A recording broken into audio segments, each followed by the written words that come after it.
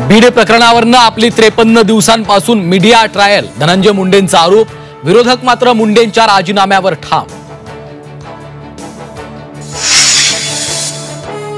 धनंजय मुंडे गुन्हेगार नाहीत, भगवानगड भक्कमपणे त्यांच्या पाठीशी. महंत नामदेव शास्त्रींकडून धनंजय मुंडेंना पाठिंबा. मुंडेंची जाणीवपूर्वक बदनामी केली जात असल्याचाही दावा. आरोपींचं समर्थन करणं दुर्दैवी, महंतांच्या भूमिकेवर जरांगेंची प्रतिक्रिया.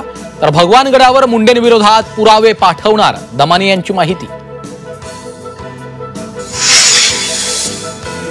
आष्टीतल्या बुट्ट्या गायकवाडच्या हत्येमागे कोण? गुणरत्न सदावर्तेंची मागणी. बुट्ट्या गायकवाड हत्या प्रकरणामुळेच भास्कर केंद्रेंवर सुरेश धसांनी आरोप केल्याचा दावा.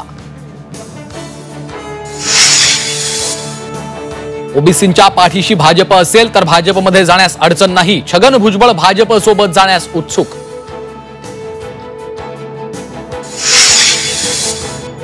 नाशिकचं पालकमंत्री पद सोडण्यास गिरीश महाजनांचा नकार. महायुतीत संघर्ष होण्याची चिन्ह. तर रायगडचाही पेच कायम.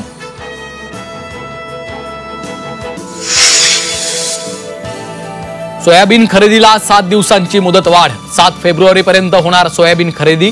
पणन मंत्री जयकुमार रावल यांची घोषणा. मुदतवाढीमुळे शेतकऱ्यांना मोठा दिलासा.